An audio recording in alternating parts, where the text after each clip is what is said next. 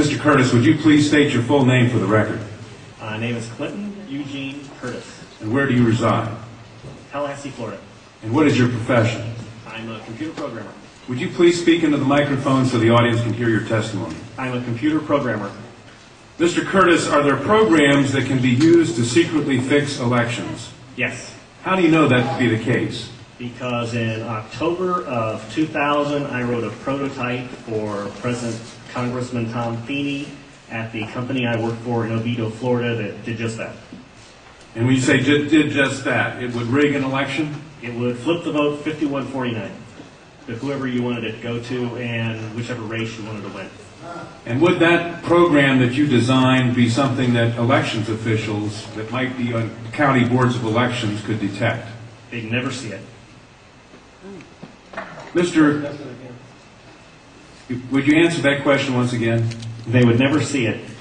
So how would such a program, a secret program that fixes the election, how could it be detected?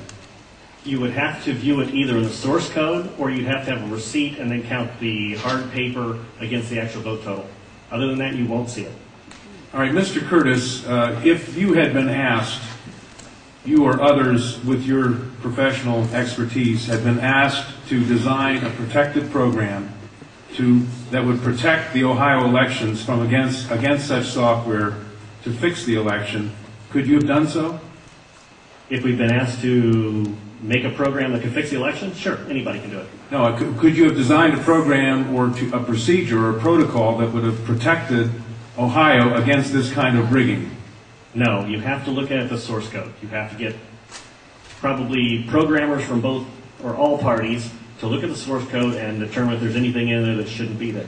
I mean, it's a simple program. You're adding 1 to a person's total. It's 100 lines of code tops. All right. Are you aware of whether there was any protective action in Ohio against this kind of vote rigging through software? I don't know. You don't know? I don't know. You were not asked to assist in the development of any protective system, is that correct? No, I was not. In Europe, have you reviewed at all the election results in Ohio? No, I haven't. Okay.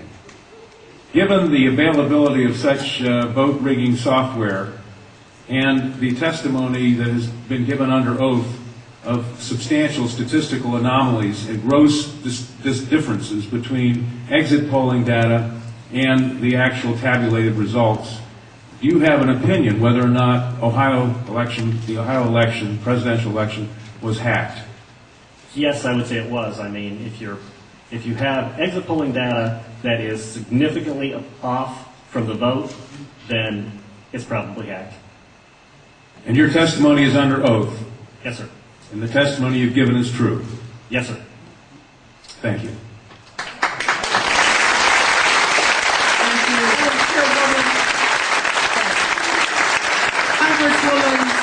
Councilwoman Waters and I have the same question. Come back to the podium. Who did you say you were asked to prepare? I was asked by Tom Feeney. He's now a congressman. At that time, he was Speaker of the House of Florida, Yang Enterprises, which was the company I work for, lobbyist, and their corporate attorney. He wore a lot of hats. And at the time, he was the Speaker of the House of Florida. Is that what you said? Yes. Okay, thank you. Congressman. You say he was the lobbyist for the voting machine company at the same time he was Speaker of the House? I don't know what the voting machine company is. He was a lobbyist for Yang Enterprises. We had NASA contracts and Yang Enterprises did what? Computers? Computers. Okay, and he was your lobbyist, your company's The lobbyist for that company, yes. And he asked you to design a code to rig an election. Yes. While he was Speaker of the Florida House. Yes. This was during or previous to the 2000 election? Yes, October into September. And did he ever express why he wanted a code to rig an election? No, I immediately assumed that they were trying to keep you guys from cheating them. So, so I wrote up the documentation of what you would look for in the source code, how you would make sure that you didn't get, taken advantage of, make sure that all voting machines had receipts, because that way you could back count the ones that looked a little funny. And I handed it over. By receipts, you mean a paper trail? Yes, paper trail. And I handed that in to Mrs. Yang and said, here's your report, here's your program. And she said, you don't understand, we need to hide the fraud in the source code. Hide the fraud, not reveal the fraud. Not reveal the fraud because it's needed to control the vote in South Florida, was what she said. That's what she said. That's To your knowledge, was this used? I have no idea.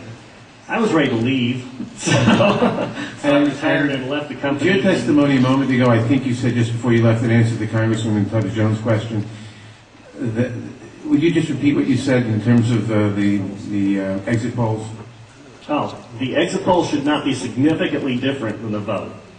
And if they were, you would conclude what? I would conclude someone's playing with the vote. Now with the exit polls?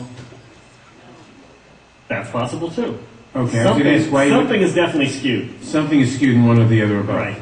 To select which one, you'd have to see where the problem is. Let me ask you one further question. Assuming for the moment that such software, that's what you call it, such software to rig a vote was used in one or more machines in Ohio or in Florida, could you today detect that if you looked at the source code? If you could get the machines and they have not been patched yet, I mean, once they get in and touch them, anything can happen. You can also set timers to do that, but then you see the timers. Then you'd have to take those machines, decompile them, which I couldn't do, but possibly a Microsoft, an MIT, something could do. You might be able to see it. You might. Not necessarily. Depends on how good they are at destroying what they had.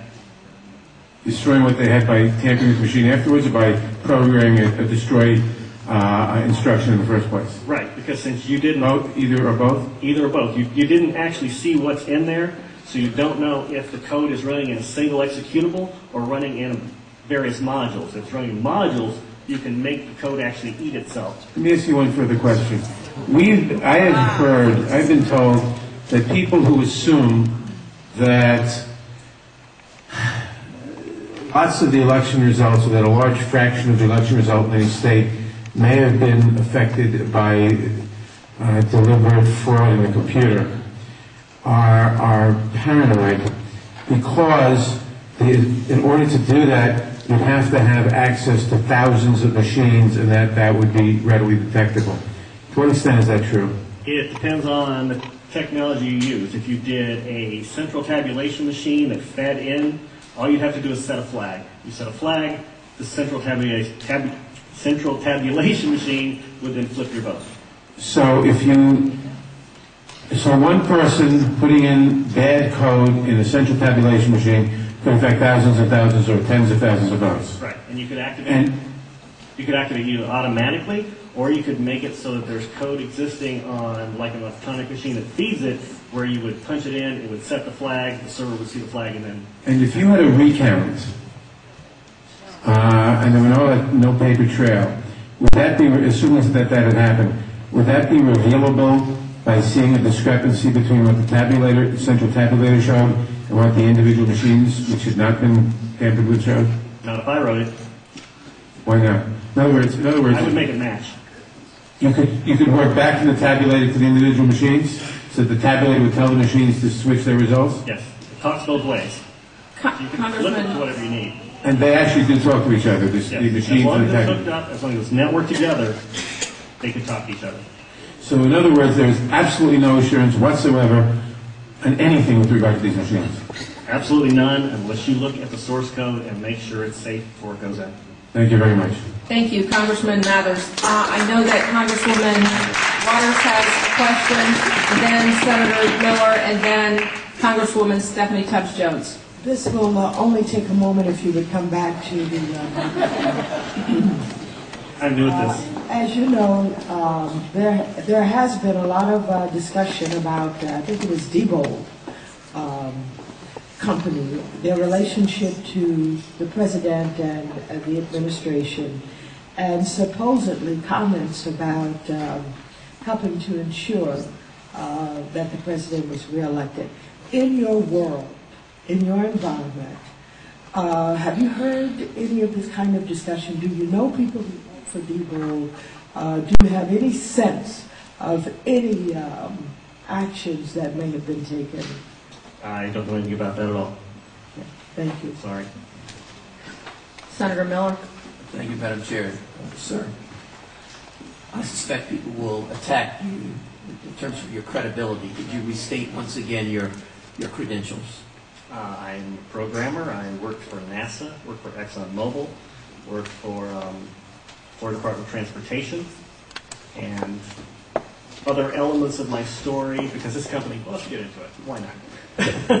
This company also, they have NASA contracts, and they were basically downloading tons of information, I mean gigabytes worth, and handing them off to this little Chinese guy named Henry Nee. And it didn't seem right, and he was hacking things, and I wrote a program for DOT that allowed contractors to send their information into DOT, and he was kind of the quality assurance guy for software. He put a wiretapping module in the program that went out to the contractors so that it actually sent everything they sent back to Yang. So I reported all this, and just last March, I think, he was arrested for attempting to send anti-tank missile chips to the capital of Communist China. So, if that's correct, this is such a small thing. Of course, I think he only got a $100 fine. And no time. Thank you. Congresswoman Stephanie Tubbs-Jones. Thank you. Thank you. We are now going to